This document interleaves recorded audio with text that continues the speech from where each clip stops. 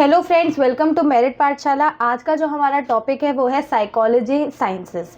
तो ये बहुत ही इंटरेस्टिंग टॉपिक है और इस टॉपिक को आज हम कवर करेंगे और इसके बारे में डिटेल में बात करेंगे विद हमारे मेंटोर से, हमारे जो करियर काउंसलर हैं मिस्टर प्रेम आनंद, उनसे हम इस टॉपिक के बारे में बात करेंगे।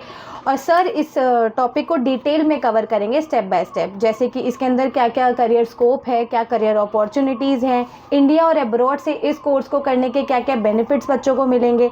और साथ ही साथ हम बात करेंगे सैलरी पैकेज की, कि इसके अंदर बच्चों को इनिशियली क्या पैकेज इसमें मिल रहा है, और भी काफ़ी सारी चीज़ें हम इसमें कवर करेंगे। तो ये वीडियो बहुत ही ज़्यादा लेंथी होने वाली है, तो हमें इस 2 पार्ट्स में इस वीडियो को कवर करेंगे। तो आप दोनों वीडियोज़ को ज़रूर देखना, दोनों वीडियोज़ में बहुत ही ज़्यादा इंटरेस्टिंग होने वाली हैं वीडियोज़, तो देखना मत भूलना हमारी सेकंड वीडियो जो इसका सेकंड पार्ट होगा। और हाँ, माय करियर पाठशाला और मेरिट पाठशाला को फॉलो और सब्सक्राइब करना ना भूलें, ताकि आपके पास और ज़्यादा डिटेल्स आती रहेंगी हमारी नई नई वीडियोज़ के साथ। तो अब हम इस वीडियो को स्टार्ट करते हैं और हम बात करते हैं साइकोलॉजी इन साइंसेस के बारे में। तो चलिए फिर देर किस बात की, स्टार्ट करते हैं हम आज की हमारी वीडियो ऑन साइकोलॉजी साइंसेस। तो hello sir, hi, welcome to merit Pathshala. Thank you. तो सर, जैसे नीट के काफ़ी सारे ड्रॉपर्स होते हैं जो नीट में अच्छा स्कोर नहीं कर पाते और उनका सिलेक्शन नहीं होता, और फिर अननेसेसरी वो बच्चे क्या होते हैं, वो ड्रॉप पे ड्रॉप लेते रहते हैं। तो सर ये जो अब आज बहुत ही इंटरेस्टिंग कोर्स है साइकोलॉजी इन साइंसेस, तो इसके लिए आप पहले तो ये बताइए कि साइकियाट्रिस्ट और साइकोलॉजिस्ट इनमें क्या डिफरेंस है, दूसरा इन दोनों के अपने अपने क्या एट्रीब्यूट्स हैं, किसमें कितना करियर स्कोप है, साइकोलॉजिस्ट बेटर है या साइकियाट्रिस्ट, दोनों में क्या डिफरेंस है, दोनों में क्या फ़र्क है, कौन कितना अच्छा है as compare to each other. तो सर ये सारी चीज़ें आप एक एक करके बताइए, ताकि हम बच्चों को अवेयर कर सके इस बहुत ही अच्छे और इस प्रॉमिसिंग कोर्स के बारे में। No doubt NEET droppers confusion में है जी सर, कि उनके मार्क्स नहीं आ रहे हैं, टेस्ट सीरीज में कुछ वो अभी करंटली 2024 वाले कुछ कर नहीं पा रहे हैं, तो उनको ये लग नहीं रहा कि वो आगे जा कर के नीट क्रैक कर पाएंगे। अब मैं पहले स्टेप से बात करता हूं, जिसमें आपने पूछा कि साइकियाट्रिस्ट एंड साइकोलॉजिस्ट में डिफरेंस क्या है। तो सबसे बड़ा डिफरेंस ये है कि साइकोलॉजिस्ट जो होते हैं वो आपका एक थेरेपिस्ट टाइप का, काउंसलर टाइप का, या फिर आप उसको क्लिनिकल साइकोलॉजिस्ट भी बोल सकते हैं, कि वो वैसे टाइप के एक डोमेन में वो वर्क करते हैं।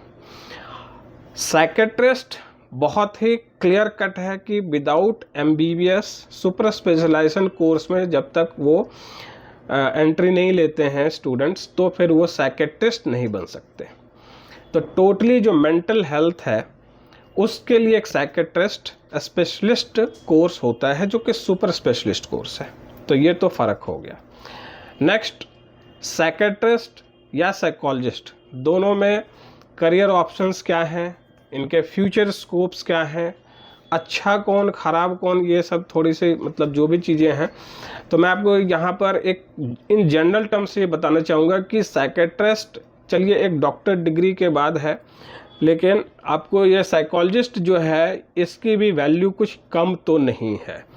आज के जो आपाधापी लाइफ में हम लोग देखते हैं, इतना रश है हमारे करियर में, हमारे आसपास सोसाइटी के अंदर, इवन फैमिली के अंदर, छोटे से छोटे बच्चे के साथ जो एक जो प्रॉब्लम्स आ रही है मेंटल हेल्थ को लेकर के, तो उनके लिए भी साइकोलॉजिस्ट का रोल बहुत इम्पॉर्टेंट अब होने लगा है जी। दैट्स वाई आप ये नहीं कह सकते कि भाई साइकियाट्रिस्ट अगर कोई हो गया वो मेंटल हॉस्पिटल में काम कर रहा है या नर्वस सिस्टम के ऊपर उसका ज़्यादा काम हो रहा है, तो वो ज़्यादा उसकी वैल्यू हो रही है और साइकोलॉजिस्ट की वैल्यू नहीं है। ऐसी बातें नहीं है। यस, कुछ टर्म्स पे मैं ये कह सकता हूँ कि इंडिया में चीज़ें अभी भी साइकोलॉजिस्ट के कॉन्टेक्स्ट में अगर बात कही जाएगी तो उतने ज़्यादा वाइड स्केल पे अभी उतना ज़्यादा अभी अवेयरनेस नहीं है जी सर। जैसे मैं आपको एग्जांपल के तौर बताऊं कि स्कूल्स में अब मैंडेटरी गवर्नमेंट करने जा रही है, गवर्नमेंट पॉलिसी भी मैं बता रहा हूँ कि गवर्नमेंट स्कूल्स में और स्टेट के जो स्कूल्स हैं, जो गवर्नमेंट स्कूल्स होते हैं, वहाँ भी एक साइकोलॉजिस्ट या एक मेंटल जो इलनेस है, मेंटल जो स्टेबिलिटी है, मेंटल हेल्थ है, उसके लिए एक साइकोलॉजिस्ट अपॉइंट करना मैंडेटरी करने वाली है। तो जो NEP आया है, न्यू एजुकेशन पॉलिसी, उसके तहत ये मैंडेटरी होने जा रहा है कि अब एक काउंसलर आपको अपॉइंट करके रखना पड़ेगा। तो करियर स्कोप तो आप यहाँ पर देखिए कि काफ़ी ज़्यादा होता है। इवन एक मेंटल हॉस्पिटल के अंदर 50 डॉक्टर हो सकते हैं, लेकिन वहीं पे जो साइकोलॉजिस्ट है उसकी भी रिक्वायरमेंट मतलब हॉस्पिटल के अलावे स्कूल्स कॉलेजेस में ज़्यादा है। जो सोसाइटी के अंदर एक हम लोग देखते हैं डोमेस्टिक वायलेंस है, जी सर, कहीं कुछ ऐसा अननेसेसरी का कुछ ऐसी चीज़ें जहाँ पर कि टोटली आपके ब्रेन के ऊपर एक हमला हो रहा है, यानी कि बराबर आप टॉर्मेंट हो रहे हैं, चाहे वो वर्क प्रेशर से हो, चाहे वो रिलेशनशिप से हो, चाहे वो आपके पीयर प्रेशर्स हो, बिजनेस राइवल्स हो, एनीथिंग जिससे भी आप मेंटली डिस्टर्ब हो रहे हैं, वहाँ पे आपके लिए जो थेरेपिस्ट हो सकता है वो एक साइकोलॉजिस्ट ही हो सकता है। तो ये सारे आपके इसमें आपको बहुत अच्छे समझ में आ रहा होगा कि क्या करियर ऑप्शंस अभी है और क्या फ्यूचर है। इंडिया डेवलप कर रहा है, तो डेवलपिंग कंट्री से डेवलप कंट्री में आने में अभी जो गवर्नमेंट की एक अपनी स्ट्रैटेजी रही है उसके हिसाब से लगता है कि अगले 2025, 26, 27, 28, 29, 30 तक जो है सो हम डेवलप कंट्री बनने के कगार पे हैं जी। तो आप यह भी जानिए कि डेवलपमेंट के साथ जो वर्क प्रेशर है वो बढ़ता जाएगा। तो जब वर्क कल्चर में ऑर्गेनाइजेशनल एक आपके उस डोमेन के अंदर जहाँ पर कि मतलब कि एम्प्लॉय जो है इतना आसानी से काम नहीं कर पा रहा है, उसके ऊपर जितने बर्डन्स हैं, मैंने बैंकर से बात की है, मैंने बहुत सारे ऐसे सॉफ्टवेयर इंजीनियर से बात की है, बहुत सारे ऐसे जो कि लोकल लेवल पे जो अपना हेल्थ प्रैक्टिशनर्स हैं, जिसमें कि आपके हर एक तरह का उसमें आशा कार्यकर्ता है, आंगनवाड़ी कार्यकर्ता है, ममता दीदी लोग होती हैं, जीविका दीदी होती हैं, इनके ऊपर बहुत प्रेशर है क्योंकि उनको मीन्स फील्ड वर्क भी करना पड़ता है, साथ में वो डेटा का भी काम करती हैं। तो इन्वॉल्वमेंट जो वर्क का है उसकी वजह से कहीं ना कहीं जो ब्रेन है हमारा वो स्टेबल नहीं रहता। तो कहीं ना कहीं वो प्रेशर जो टॉलरेट करने की या उसके अगेंस्ट में खड़े होने की जो हमें कैपेसिटी है वो उतनी ज़्यादा नहीं रह जाती, इसलिए वहाँ पे एक थेरेपिस्ट हमें लगता है कि इसकी ज़रूरत तो है। तो इंडिया और अब्रॉड में एडमिशन लेने के लिए क्या क्राइटेरिया है? मतलब बच्चों को एग्ज़ाम लिखना पड़ता है या डायरेक्ट एडमिशन्स होते हैं? और इसके साथ साथ एक्सपेंस क्या लगता है बच्चों का? और इसमें बैचलर्स करना ही इनफ होता है बच्चों के लिए या फिर मास्टर्स के लिए भी जाना ही होता है और मास्टर्स करना ज़रूरी होता है? तो बैचलर्स के बाद ही बच्चों को स्कोप मिल जाता है या बच्चों को मास्टर्स के लिए वेट करना पड़ता है? ठीक है, बहुत इंटरेस्टिंग चीज़ पूछी आपने। बेसिकली देखिए, बैचलर्स तो करना ज़रूरी है और इंडिया में भी इसके बहुत सारे अच्छे अच्छे इंस्टीट्यूट्स हैं, नो डाउट। और अब्रॉड में तो खैर बहुत पहले से साइकोलॉजी साइंस के ऊपर काफ़ी रिसर्च एंड डेवलपमेंट का वर्क हो चुका है। इवन इंस्टीट्यूट्स जो एडमिशन लेते हैं वो अपना इंटरव्यू रखते हैं, इंडिया में भी है, बट यहाँ आपका आई थिंक CUET जो एंट्रेंस होता है उससे ही एडमिशन आपका जनरल जो है सो उसमें हो जाता है। सो साइकोलॉजी साइंस के लिए आप एक्सपेंस अगर देखें कि भाई आपका ट्यूशन फीस एंड ऑल सब कुछ मिलाकर, तो अच्छे इंस्टीट्यूट्स में जो अगर एक्सपेंसेस है तो आज के डेट में मीन्स 40,000 से लेकर के 1 लाख तक भी फीस होती है। बट अब्रॉड में जो हम लोग काम करते हैं तो उसमें हम इटली की यूनिवर्सिटीज़ में एडमिशन करवाने के लिए अप्रोच करते हैं और वहाँ भी एंट्रेंस से होता है admission, but that is not so tough और उसमें कोई ज़्यादा भीड़ भी नहीं है, क्राउड भी नहीं है। तो जो बेस्ट पार्ट है इटली की वो है कि वो स्कॉलरशिप 100% आपको प्रोवाइड करवा रहे हैं। तो स्कॉलरशिप पे जो स्टूडेंट उधर जाएगा तो फिर उसकी BSc वगैरह जो भी है इसमें बहुत आराम से वो मतलब 3 साल का खर्चा अगर मैं देखूं तो सिर्फ रहने खाने का ही, खाने का रहने का भी कोई खर्च ज़्यादा नहीं आता है। तो आप मान के चलो कि 3 इयर्स में उसके ऑलमोस्ट अगर मिला जुला कर सब कुछ खर्चे देखें तो 5-6 लाख रुपए up to 10 lakh according to the inflation rate and all. और इंडिया आने जाने का खर्च सब कुछ मिलाकर 10 लाख रुपए का एक्सपेंस मैक्सिमम टू मैक्सिमम आ सकता है। और साथ में जो बैचलर कोर्स है उसमें हो सकता है कि थोड़े से करियर ऑप्शंस इंडिया के कॉन्टेक्स्ट में थोड़े से कम रहे, क्योंकि यहाँ पर बहुत सारे ऐसे मीन्स जो भी आपके जॉब देने वाले एम्प्लॉयर जो हैं, तो एम्प्लॉयर्स उतने खासे जो है वो बैचलर वाले को मीन्स वैल्यू नहीं देते। फिर भी अच्छे इंस्टीट्यूट से अगर आपने किया है तो फिर आपकी वहाँ भी एक वैल्यू बनती है। प्लस अब्रॉड में जो चीज़ें हैं वहाँ पर है कि वो इंस्टीट्यूट के अंदर ही, यूनिवर्सिटीज़ के अंदर ही उनके बहुत सारे इस तरह के अपने प्रोग्राम्स चल रहे होते हैं, जहाँ से उनकी प्लेसमेंट खुद ब खुद हो जाती है। तो फ़र्क यही है कि आप इंडिया के इंस्टीट्यूट से कर रहे हैं तो there are not much options, कि अच्छे इंस्टीट्यूट की यहाँ पे जो कमी है। और अब्रॉड से करते हैं तो 2-4 इंस्टीट्यूट ही हैं, लेकिन वो आपको इंडिया के पूरे कॉलेजेस के बराबर का जो है सो वो 3-4 कॉलेज ही हो जाता है। रीज़न उसका आगे मैं बताऊंगा, जिसमें कि आपको सैलरी ब्रैकेट ऑब्वियसली जानना होगा। तो देखिए, सैलरी इज़ समथिंग जो कि सेकेंडरी हो जाता है अगर मैं अब्रॉड में बात करता हूँ। रीज़न क्या होता है ना कि वो साइकोलॉजी साइंस एक ऐसा डोमेन है जिसमें कि एक कैंडिडेट को means almost the whole year काम करना पड़ता है, इसका कोई सीजन तो होता नहीं। जी। और क्या, तो फ्यूचर इसमें जो भी होगा, आप ये देखिए कि हर एक साल रिक्रूटमेंट होना ही है, हर एक साल रिटायरमेंट होना ही है, हर एक साल स्कूल में एडमिशन बच्चों को लेना ही है, कॉलेज में एडमिशन लेना ही है। क्राइम रेट्स, जो कि पहले तो डोमेस्टिक वायलेंस की ही बात कर लें, थोड़ी बहुत ऑर्गेनाइजेशनल भी अगर देखी जाएगी तो उसमें भी लोगों का जो बिहेवियर होता है थोड़ा सा कुछ न कुछ इधर उधर, तो उन सारे जगहों पे इन साइकोलॉजिस्ट की ज़रूरत तो पड़ती ही पड़ती है। तो फ्यूचर्स को, salary bracket, stability, job security, ये सब कुछ यहाँ पे आपको दिखाई पड़ता है ऑन पॉजिटिव नोट। तो मैं ये कह सकता हूँ कि चलो इंडिया की बात आएगी तो यहाँ पे जिस हिसाब से पर कैपिटा इनकम है तो उसमें हम बहुत पीछे हैं कंपेयरिंग टू डेवलप कंट्रीज़। और तो सैलरी ब्रैकेट उसकी वजह से यहाँ थोड़ी सी कम है। दैट कैन बी बैचलर्स किया हुआ है या मास्टर्स भी किया हुआ है तो मैक्सिमम टू मैक्सिमम ये 10 लाख का पैकेज यहाँ से स्टार्ट होता है। वहीं पे इटालियन यूनिवर्सिटीज़ से आप अगर करके निकलते हैं तो सैलरी पैकेज आप यू कैन नॉट इमेजिन।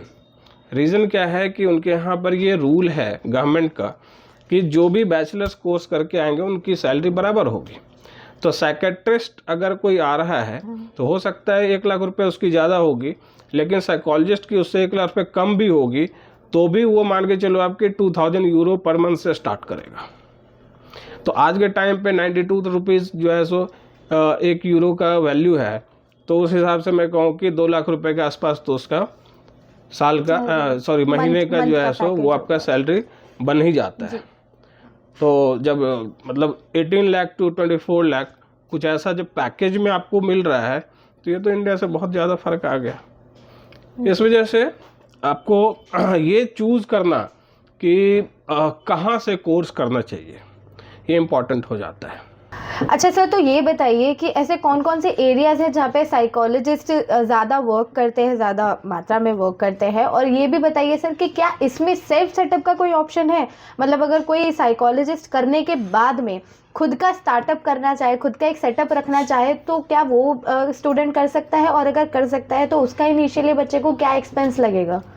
ठीक है, देखिए जो एरिया ऑफ वर्क है उसमें तो पहले मैंने बताया स्कूल, कॉलेजेस और NGOs वगैरह होता है, ऑर्गेनाइजेशंस भी होते हैं, कंपनीज भी होते हैं। बट मैं आप वहाँ से स्टार्ट करना चाहता हूँ, बहुत स्पेसिफिक मैं बताऊँगा। इसमें जो सब्जेक्ट्स इन्वॉल्व है कोर्स में, आपको वही दिखाई पड़ेगा कि यही एक ऐसा फील्ड है जिसमें वो ताउम्र काम कर सकता है। जैसे मैं आपको बताऊँ, ये बैचलर्स डिग्री के लिए साइकोलॉजिस्ट के कोर्स के लिए आपका ये बैचलर्स कोर्सेज का ये सब्जेक्ट है। जी सर। अब इसमें स्टूडेंट जो है अगर इसमें से एक भी डोमेन को उठाएगा, जो एरिया ऑफ वर्क की आप बात कर रहे हैं, एक भी डोमेन को अगर वो स्पेशलाइज कर लेता है, उसमें ही वो पूरी ज़िंदगी जो है सो काम कर सकता है। ठीक है, तो मैं आपके काफी स्कोप है इसके, एक एक ईच टॉपिक में काफी ज्यादा स्कोप है। आगे मैं आपको बताऊं, इंडिया में एक बहुत नई चीज़ है, उसके बारे में आगे बताऊंगा, जैसे ब्रेन एंड बिहेवियर। जी, बहुत ही इंटरेस्टिंग और बहुत ही वाइड स्केल पे इसके जो हैं इम्प्लीमेंटेशंस हैं, ब्रेन एंड बिहेवियर। अब तो सुन के ही समझ आ रहा है हाँ। सर कि किससे रिलेटेड होगा। उसके बाद इसमें आता है डेवलपमेंटल साइकोलॉजी, जी, फिर है philosophy of science, social psychology and communication, animal psychology. अब ये आप इमेजिन करिए कि नए एनिमल साइकोलॉजिस्ट भी होते हैं। आर्टिफिशियल इंटेलिजेंस बहुत ही नई चीज़ है अभी के टाइम पर। Principles of psychodynamic psychology, principles psychology of individual, psychology of individual एक सब्जेक्ट है, बट इसमें बहुत ज़्यादा आगे जा कर के चीज़ें जो है सो समझ में आती है कि ये भी काफ़ी हद तक डीप डाइव है। Psychometrics, introduction to statistical methods in psychology. अच्छा, एक चीज़ और बताता हूँ, बीएससी लेवल पे ये सारी चीज़ें जो हैं वो सिर्फ आपका फंडामेंटल्स है, बेसिक्स है, जी, इसमें स्पेशलाइजेशन नहीं है। लेकिन एमएससी जब जाएगा तो एमएससी के स्टेज पे ये फिर जो है आपके स्पेशलाइजेशन हो जाते हैं।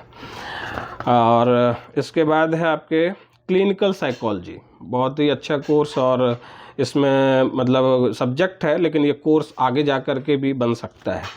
न्यूरोसाइकोलॉजी, तो ये आपका न्यूरोसाइकोलॉजी तो पक्का है कि वो साइकेट्रिस्ट के साथ ही काम कर रहा है। जी, psychophysiology, social psychology and health, इसमें खास करके यूनिसेफ वगैरह जो है, ये सब जो यूएनओ का बॉडी है, तो ये सब इसके लिए काफ़ी काम करते हैं। इसमें एनजीओज़ बहुत सारे होते हैं जो कि सोशल साइकोलॉजी एंड हेल्थ के ऊपर काफ़ी उनका जो है सो रिमोट एरियाज़ में, गांव विलेजेस के अंदर बहुत ज़्यादा काम होता है। Work and organisational psychology, work and organisational psychology again वो कंपनीज के अंदर एचआर के पोस्ट पे या फिर काउंसलर के पोस्ट पे इनकी जॉब होती है, इनका वर्क होता है। ठीक। इसके बाद है कॉग्निशन एंड सेंसरी। इसके लिए तो इंडिया में, अभी मैंने बोला कि मैं इंडिया में भी एक नई चीज़ आ रहा है, उसके बारे में बता रहा हूँ। अभी इसके लिए MSc programme plus MSc plus PhD programme के लिए मैं आपको बताऊं कि इसका एंट्रेंस अभी कंडक्ट हो रहा है, जो है cognitive science joint entrance test COG JET 2024, 31 जनवरी उसकी लास्ट डेट है। और ये कौन करवा रहे हैं? ये है university of Allahabad and international institute of information technology Hyderabad. ये कंडक्ट करा रही है, ये कंडक्ट करा रहे हैं।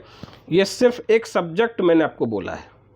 अब इसके ऊपर कॉग्निटिव साइंस जॉइंट एंट्रेंस ये हो रहा है, तो ये आपको कहीं से भी अंडरमाइन इसको आप नहीं कर सकते।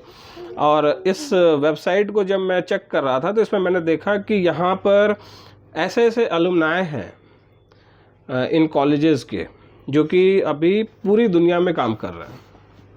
इंडिया में भी हैं, वही मैंने बताया कि यहाँ पे लिमिटेड स्कोप है इंस्टीट्यूट्स के, तो वो वहीं पर हैं लेकिन अच्छे अच्छे पोस्ट पे हैं। thereafter mathematical tools for psychology, तो mathematical tools that means the techniques के ऊपर मैथमेटिकली कैसे जो है सो काम किया जा सकता है, ये उसके ऊपर। साइकोलॉजी ऑफ लैंग्वेज, अगेन हमारे समझ में तो नहीं आया साइकोलॉजी ऑफ लैंग्वेज क्या होता है।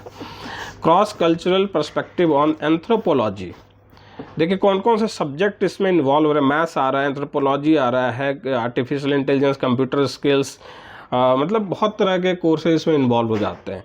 ह्यूमन सेक्सुअलिटी, ये काफ़ी मतलब एक दबा हुआ चीज़ है, बट इसमें ज़रूरत सबसे ज़्यादा मुझे लगता है कि यहीं पे पड़ती है, क्योंकि जो टीनेज एक जो स्टेज होता है वहाँ पे ये मतलब आप समझिए कि बहुत ज़्यादा डिमांडिंग है। तो बढ़ती उम्र में इस चीज़ की आज ज़्यादा ज़रूरत है, क्योंकि डिजिटाइजेशन जितनी ज़्यादा बढ़ी है उस हिसाब से लोगों के अंदर जो एक क्यूरियोसिटी है चीज़ों को लेकर वो बहुत ज़्यादा जो है सो अभी देखने को मिलता है। इसलिए इस जगह पे तो मैं कहूँगा कि साइकोलॉजिस्ट का रोल काफ़ी ज़्यादा इम्पॉर्टेंट है, और उसमें भी कॉलेज स्टूडेंट्स के लिए। स्पेशल कॉग्निशन, तो इस तरह के जो आपके कोर्सेज मेंशन किए हुए हैं कि आप एक थेरेपिस्ट के रूप में ऐसी ऐसी जगहों पे, ऐसे ऐसे डोमेन्स के अंदर, एरिया के अंदर काम कर सकते हैं।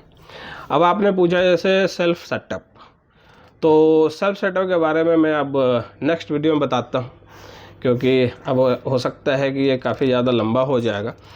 So thank you so much for just covering this topic. और आप इस चीज़ को ज़रूर समझें कि अगर आपका नीट का ड्रॉप लेने का प्लान फिर से हो रहा है, तो कहीं न कहीं आपको ये कंपैरेटिव एनालिसिस करने की ज़रूरत है कि क्या फ्यूचर स्कोप अदर कोर्सेज में साइंस से रिलेटेड उसमें क्या मिल सकता है। तो मेरिट पाठशाला एक ऐसी जगह है जहाँ पर कि आपको इन सारे कोर्सेज के बारे में हम सीरीज बाय सीरीज जो है सो इन्फॉर्मेशन दे रहे हैं। तो आप इसका बेनिफिट लीजिए और एनालाइज करिए कि आप फ्यूचर में अपने आप को कहाँ देखने जा रहे हैं, क्योंकि मेडिकल साइंस के अंदर ऐसे बहुत सारे कोर्सेज हैं, बहुत सारे करियर ऑप्शंस हैं, जिसका future related to research and development बहुत ज़्यादा वाइड है। तो इसके लिए बने रहिए मेरिट पाठशाला के साथ for latest update on other medical science courses. और इस चैनल को आपने सब्सक्राइब नहीं किया है तो अभी सब्सक्राइब करिए और बेनिफिट लेते रहिए। Thank you so much for watching. Thank you so much sir, बच्चों को इतनी सारी डिटेल्स देने के लिए, इतनी सारी नॉलेज देने के लिए। और सेकंड पार्ट भी हम इसका कवर करेंगे जल्दी। साइकोलॉजी साइंसेस का हम सेकंड पार्ट भी जल्दी से लेकर आ रहे हैं, तो जो भी ये वीडियो देख रहा है उसका सेकंड पार्ट देखना बिल्कुल भी मिस ना करें। And thank you so much sir again for giving us such a great knowledge. Thank you so much. My honour.